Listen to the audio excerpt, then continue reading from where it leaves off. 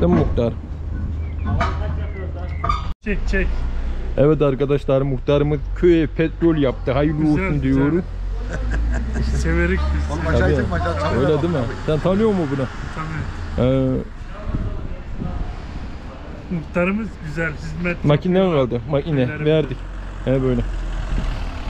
Sen mi aldın?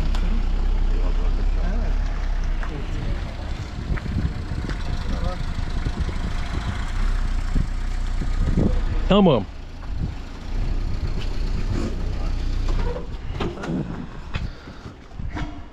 Neyse Bak.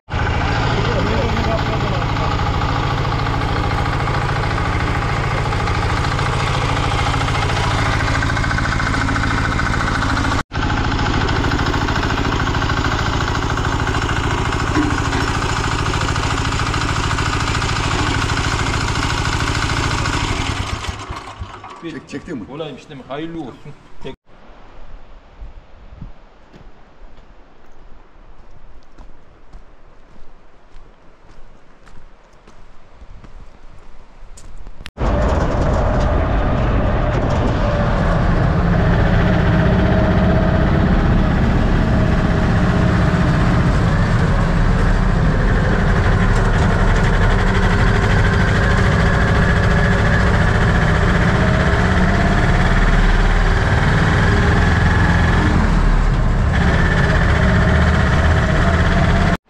Evet arkadaşlar, nihayet hava mis gibi oldu. Aynen öyle. Herkes çapa için hazırlıklara başladı. Gel buraya bak buraya. Tabii 15 gün önceden hazırlık yapmalı, yani çapaları yapmamız lazım. 15 gün önceden, maalesef ki yağmur buna izin vermedi.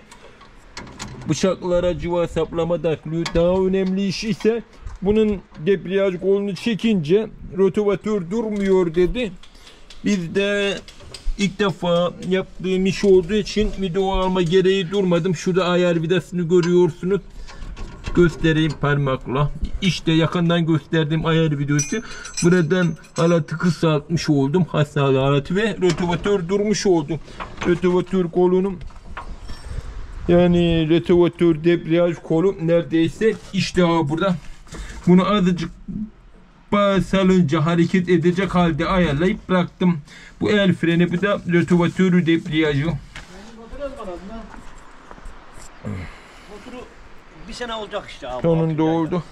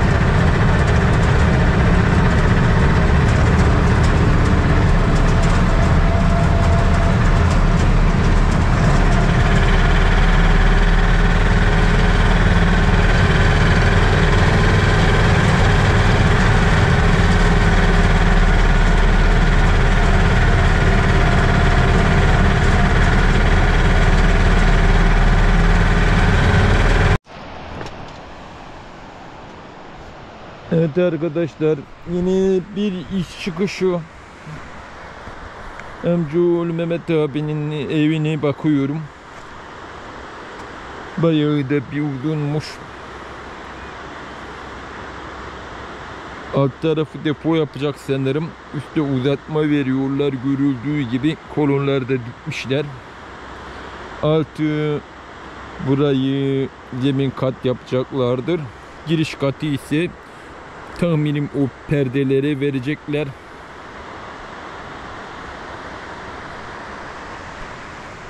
Evet, bu ara dün biraz havalar azıcık kapalı olsa da, yani zaman zaman güneş vardı.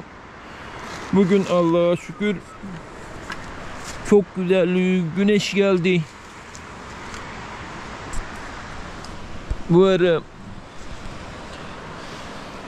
iş yerindeyken, yani evdeyken biliyorsunuz bizim muhabbet kuşu vardı. Muhabbet kuşu tabii arada evin içinde salarız. Dışarı yani kafesten çıkarırız uçmaları için, sağlıkları için, yani kafes içinde canı sıkılır da.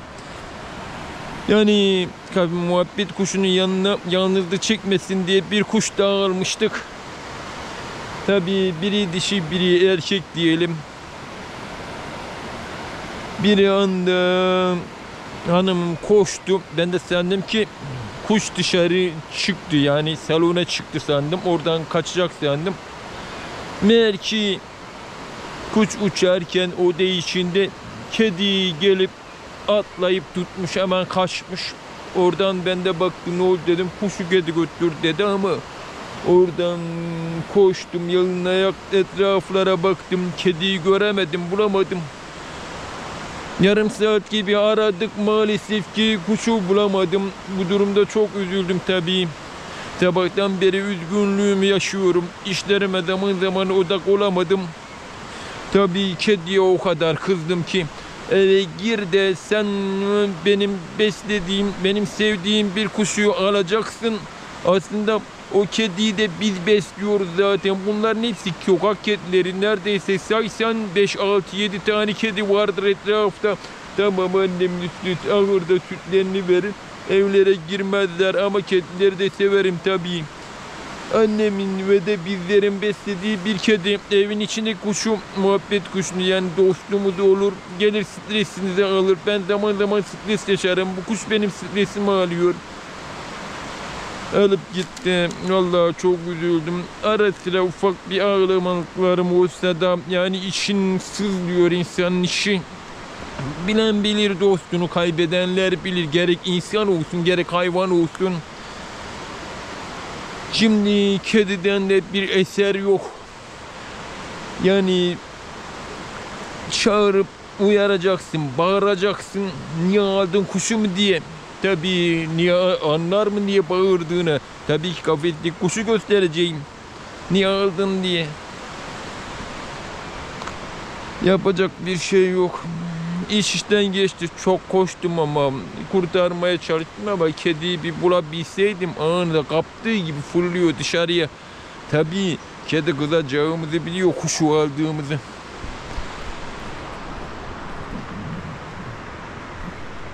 Her neyse, bu acıyı biraz daha zor atlatacağız ama hayırlısı. Artık tabii eşim de ağladı bu durumdan. Ufak tefek de tabii kendisini de suçlu hissetti. Tabii ben de kendimi suçlu ettim. O hayvanları koruyamadık. O hayvanların yaşam hakları vardı. Maalesef koruyamadık. İşte gördüğünüz bir kedi de burada. Bunlara bakıyoruz, seviyoruz. Tabii o kedi bunlar değildi. Bunlar değildi. Giden kedi kızdığımızı biliyordu. O hayvanı bırakmalıydı. Yani zayıf da değildi. Tombuldu, karnı toktu. Aç da değildi ama maalesef ki evin içindeki kuşumuzu aldı. Adı da tabii Fıstık'tır. Çok güzel anlaşırdık. Zaman oynar, kızdırır, ufak tefek kızar bize. Çok iyiydi. Rabbimizden rahmet dilerim artık.